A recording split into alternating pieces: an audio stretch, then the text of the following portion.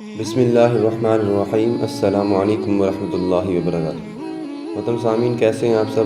امید کرتے ہیں کہ آپ سب اللہ تعالیٰ کے فضل و کرم سے ٹھیک ٹھاک اور خوش ہوں گے، اور آپ کے روزے بھی بڑے اچھے اور خوشگوار طریقے سے جاری ہوں گے۔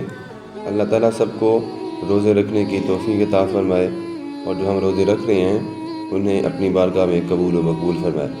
محترم سامعین، جیسا کہ آپ سب کو پتہ ہے کہ ہم نے حضرت بلال رضی اللہ تعالیٰ عنہ مؤذن رسول صلی اللہ علیہ وسلم کی ایمان افروز داستان حیات کی ایک سیریز شروع کر رکھی ہے۔ آج ہم اس کی ایپیسوڈ نمبر 10 کے بارے میں بات کریں گے۔ ہم ویلکم کرتے ہیں آپ کو اپنے چینل میں۔ قسط نمبر 10 ہم یہاں سے شروع کرنے لگے ہیں، توجہ کیجیے گا ذرا اور ہمارے ساتھ رہیے گا۔ اب میں آپ کو محمد مصطفیٰ صلی اللہ علیہ وسلم کی ابتدائی زندگی کے بارے میں چند باتیں بتاتا ہوں۔ جو کچھ میں نے دیکھا سنا، اللہ تعالیٰ نے اپنے آخری پیغمبر کو غریب اور یتیم پیدا کیا۔ ان کے والد عبداللہ نے کبھی اپنے فرزند جلیل کو گود میں نہیں اٹھایا۔ محمد صلی اللہ علیہ وسلم ابھی شکم مادر ہی میں تھے کہ عبداللہ کا انتقال ہو گیا۔ اپنے بیٹے کے لیے انہوں نے جو طریقہ چھوڑا وہ بھی کیا تھا؟ 5 نحیف اور نزار اونٹ اور چند بھیڑیں۔ محمد صلی اللہ علیہ وسلم عام الفیل میں واقع فیل سے 50 یا 55 دن بعد مکہ میں پیدا ہوئے۔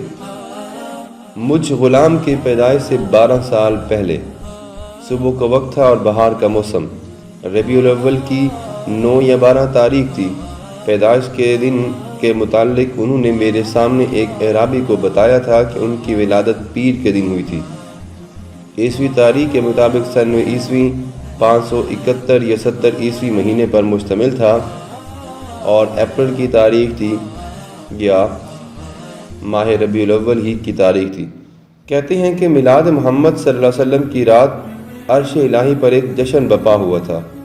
کچھ لوگوں میں سے میں نے سنا کہ اس رات انہوں نے آسمان پر قندیلیں روشن دیکھی تھی۔ یہ بھی سنا ہے کہ اس رات فرشتے نظر آئے تھے جو آسمان پر شادمانی کے گیت گا رہے تھے۔ سنا ہے لوگوں نے یہ بھی کہا کہ ولادت محمد صلی اللہ علیہ وسلم کے ساتھ فارس کے 1000 سالہ قدیم آتش کدے کا دائمی شعلہ بھی بجھ گیا تھا۔ لوگوں سے یہ بھی سنا ہے کہ اس رات فردوس بنی سے ایک کبوتر نیچے اترا تھا جس کی منقار جواہرات سے مزین تھی۔ اس نے حضرت آمنہ رضی اللہ تعالی عنہا کے شکم مبارک پر اپنے پر رگڑے اور وہ زچگی کی تکلیف سے بالکل معمون ہو گئی۔ عیسیٰ علیہ السلام کی پیدائش کے مواقع پر بھی ایسی ہی باتیں سننے کو ملتی ہیں۔ کہتے ہیں کہ اس رات آسمان پر ایک نیا ستارہ نمودار ہوا تھا جس نے 3 بادشاہوں کو یروشلم کی راہ دکھائی تھی، اور اس طرح وہ تینوں اس کی رہبری میں حضرت عیسیٰ کے پالنے تک پہنچ گئے تھے۔ یہ بھی سنا ہے کہ ان 3 کے علاوہ ایک ملکہ بھی تھی جو دیر سے یروشلم پہنچی تھی، کیونکہ راستے میں اس رہبر ستارے پر بادل کا ایک ٹکڑا آ گیا تھا، جس کی وجہ سے وہ دیر تک نظروں سے اوجھل رہا، لیکن اللہ ہی جانے۔ میں نے یہ بھی سنا ہے کہ جب محمد صلی اللہ علیہ وسلم کی عمر 4 سال کی تھی تو 2 فرشتوں نے ان کا سینہ چاک کر کے ان کا دل باہر نکالا اور اسے گناہ آدم سے پاک کر کے دوبارہ اس کے مقام پر رکھ دیا۔ نہ انہیں کوئی تکلیف محسوس ہوئی، نہ جسم پر کوئی نشان رہا۔ اس واقعے کا راوی ایک بچہ بتایا جاتا ہے جو اس وقت محمد صلی اللہ علیہ وسلم کے ساتھ کھیل رہا تھا۔ یہاں میں پھر کہوں گا کہ باقی اللہ تبارک و تعالیٰ کی اللہ ہی جانے۔ نبی اکرم صلی اللہ علیہ وسلم 6 سال کے ہوئے تو ان کی والدہ کا بھی انتقال ہو گیا۔ ان کے دادا عبد المطلب انہیں اپنے یہاں ساتھ لے آئے اور اپنے بچوں کی طرح ان کی پرورش کرنے لگے۔ 2 ہی سال بعد عبد المطلب بھی وفات پا گئے۔ پھر ان کے بڑے بیٹے زبیر نے بنو ہاشم کے سربراہ کی حیثیت سے قبیلے کی باغ دوڑ سنبھالی۔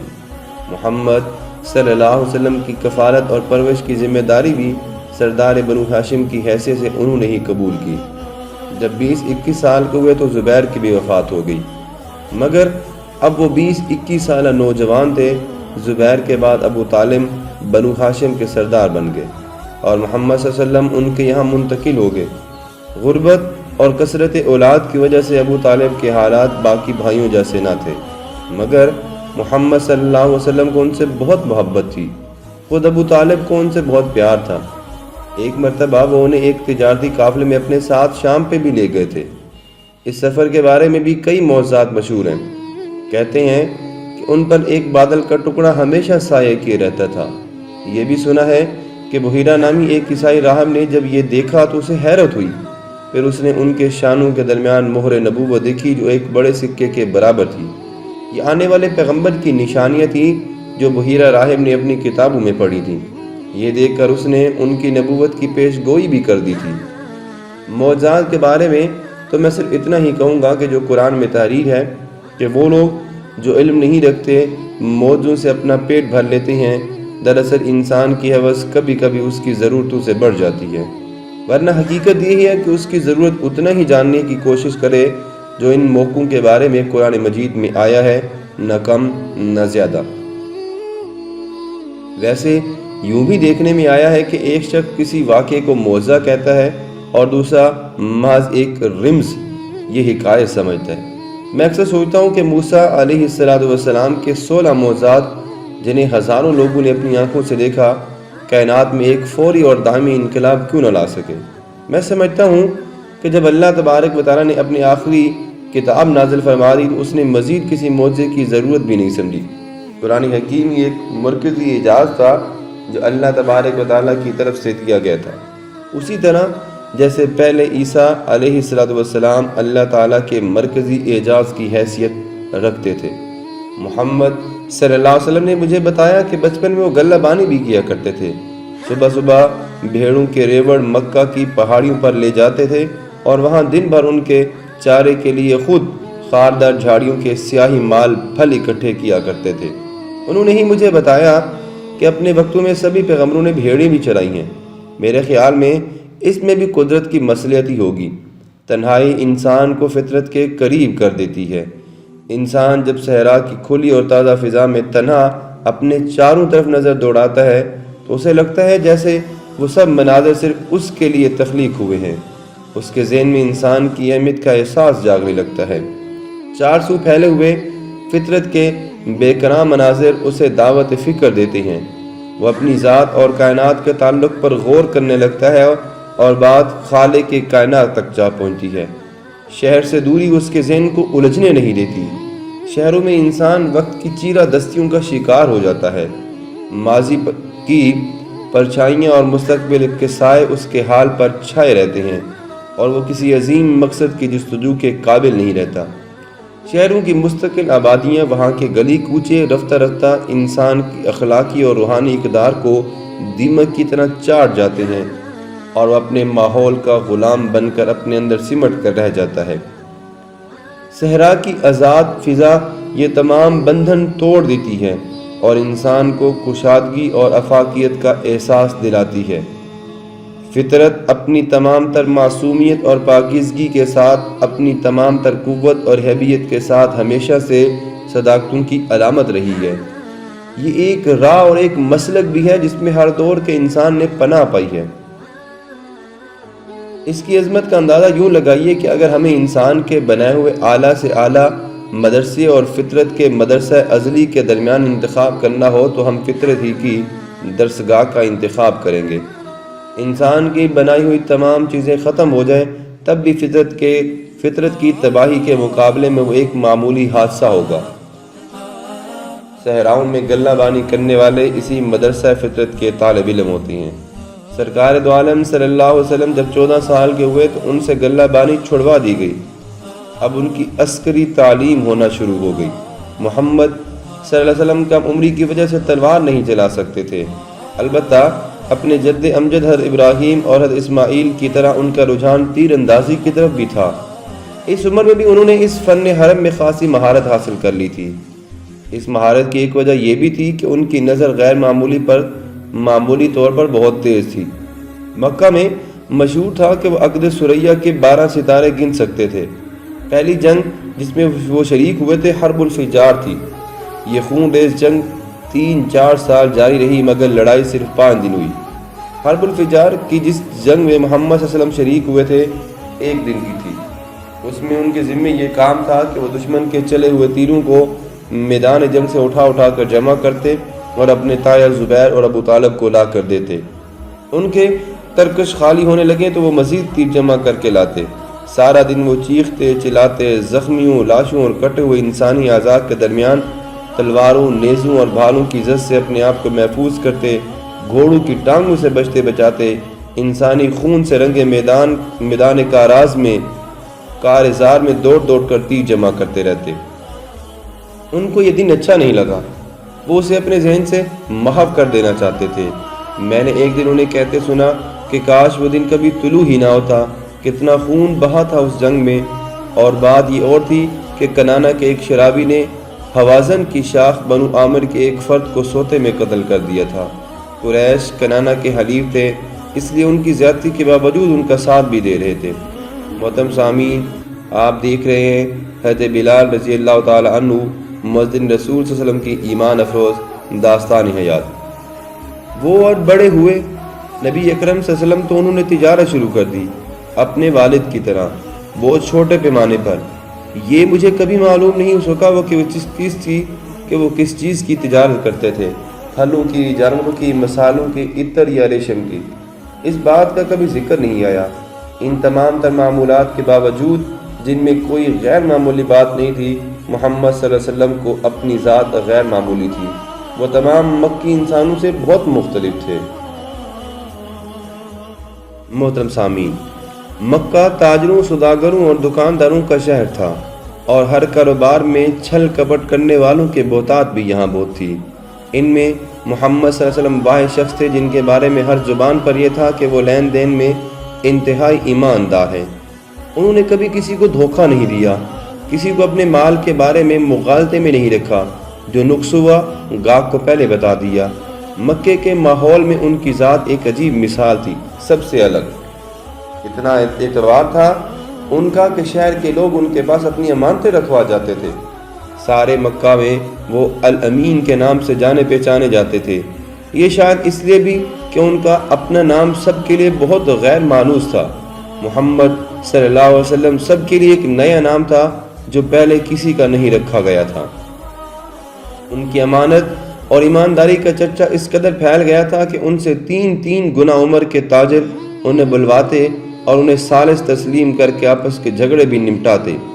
اس دور میں انہوں نے اتنے بڑے بڑے فیصلے کیے کہ حضرت سلیمان بھی ہوتے تو ان پر فخر کرتے۔ وہی قصہ لے لیجئے خانہ کعبہ میں حجر اسود نصب کرنے کا۔ خانہ کعبہ کی عمارت پرانی ہو گئی تھی، اس کی دیواریں بھی نیچی تھیں اور چھت بھی نہیں تھی۔ اس میں رکھے ہوئے بت اور چڑھاوے کا سامان غیر محفوظ تھا۔ ان دنوں جدہ میں ایک بحری جہاز خشکی پر چڑھ کر بیکار پڑا ہوا تھا۔ قریش مکہ نے وہ جہاز خرید لیا اور اس کی لکڑی سے کعبے کی تعمیر نو کا فیصلہ کیا۔ پرانی دیواریں گرا دی گئیں، حجر اسود کو اپنی جگہ سے ہٹا کر ایک طرف رکھ دیا گیا اور نئی دیواریں حضرت ابراہیم کی رکھی ہوئی بنیادوں سے اٹھائی گئیں۔ جب حجر اسود کو اس کے مقام پر رکھنے کا وقت آیا تو ایک قضیہ کھڑا ہو گیا۔ حجر اسود کو نصب کرنے کی سعادت کس قبیلے کے حصے میں آئے گی؟ 4 دعوے دار تھے اور ہر ایک اپنے اپنے قبیلے کو اس کا اعزاز کا مستحق سمجھتا تھا۔ 4-5 دن سے جھگڑا جاری تھا۔ سارے شہر میں یہی باتیں ہو رہی تھی، مگر مسئلے کا کوئی حل بھی نہیں نکل رہا تھا، کوئی مصالحت پر تیار نہیں تھا۔ ایک دن بات اتنی بڑھ گئی کہ آنکھوں میں خون اتر آئے اور چاروں قبیلوں کے نوجوان اپنے اپنے گھروں سے تلواریں لانے کے لیے دوڑ پڑے۔ حاضرین میں سے مخزومی خاندان کے ایک بزرگ ابو امیہ بن مغیرہ نے، جو وہاں موجود لوگوں میں سب سے معمر تھے، انہوں نے روکا اور حرمت کعبہ کا واسطہ دے کر کہا، اے اہل قریش، بات کا فیصلہ نہیں ہو رہا تو کسی کو ثالث بنا لو۔ میرا مشورہ یہ ہے کہ جو شخص حرم میں سب سے پہلے داخل ہو اسے منصف بنا لیا جائے۔ اس بزرگ کی نہایت دردمندی سے کہی ہوئی بات سب کے دل پر اثر کر گئی اور سب نے یہ مشورہ تسلیم بھی کر لیا۔ اب سب حرم کعبہ کے دروازے پر نظریں جمائے انتظار کرنے لگے کہ اتنے میں محمد صلی اللہ علیہ وسلم داخل ہوئے، اسی متانت کے ساتھ جو ان کا مزاج تھی، اسی خود اعتمادی کے ساتھ جو ان کا خاصہ تھی، اسی بردباری کے ساتھ جو ان کا شیوہ تھی، اسی خندہ پیشانی کے ساتھ جو ان کی پہچان تھی۔ حلم اور وقار کا حسین امتزاج، عدل و انصاف کا نقیب الامین آ پہنچا تھا۔ سب نے خوشی خوشی انہیں ثالث بنا کے معاملہ ان کے سپرد کر دیا۔ انہوں نے تنازع کی نوعیت سنی اور ایک ابا لانے کو کہا۔ کسی نے ابا پیش کر دی تو انہوں نے اسے فرش پر بچھا دیا اور حجر اسود کو اٹھا کر اس کے وسط میں رکھ دیا۔ اس کے بعد سرکار دو عالم صلی اللہ علیہ وسلم نے چاروں قبیلوں کے ایک ایک فرد کو دعوت دی کہ وہ ابا کا ایک ایک گوشہ سنبھالیں اور سب مل کر اسے حجر اسود سمیت بیک وقت اوپر اٹھائیں۔ جب حجر اسود مطلوبہ بلندی تک اٹھ گیا تو محمد صلی اللہ علیہ وسلم نے اسے اٹھا کر اس کے مقررہ مقام پر رکھ دیا جہاں وہ آج بھی نصب ہے۔ خانہ آبادی میں میں نے پہلی مرتبہ ختیجہ کا نام اس وقت سنا تھا جب میری ماں نے ایک شہد لگا روٹی کا ٹکڑا میرے منہ میں ڈالا تھا۔ میں کوئی 5-6 سال کا لڑکا تھا۔ یہ روٹی حضرت ختیجہ رضی اللہ تعالی عنہ کے گھر سے آئی تھی۔ اس دن سے آج تک میرے ذہن میں ختیجہ کے نام کے ساتھ شہد کی حلاوت وابستہ ہے۔ ختیجہ رضی اللہ تعالی عنہ مجسم عنایت سرتاپا شفقت تھی۔ ان کے گھر کے دروازے ہمیشہ حاجت مندوں کے لیے کھلے رہتے تھے۔ ان کے یہاں ہر ضرورت مند، ہر مسکین، ہر بے کس و بے نوا کی پذیرائی ہوتی تھی۔ کبھی کبھی ان کی نوازشیاں ان کے گھر سے بہت دور بھی پہنچ جاتی تھیں۔ وہ خود غریبوں کے محلوں میں ان کا حال پوچھنے آتی جاتی اور ان کی حاجت روائی کرتی تھی۔ ختیجہ رضی اللہ تعالی عنہ اپنی مثال آپ تھی، ایک رئیس خاتون کہ جن کا دل غریبوں کے ساتھ ہمیشہ سے دھڑکتا تھا۔ محترم سامعین، یہ تو تھی حضرت بلال رضی اللہ تعالیٰ عنہ مؤذن رسول صلی اللہ علیہ وسلم کی ایمان افروز داستان حیات کی قسط نمبر 10 یہاں پہ ختم ہوتی ہے۔ انشاءاللہ جلد ہی آپ کی خدمت میں حضرت بلال رضی اللہ تعالیٰ عنہ کی قسط نمبر 11 لے کر حاضر ہوں۔ اپنا خیال رکھیے گا۔ جمعہ سب کو مبارک ہو۔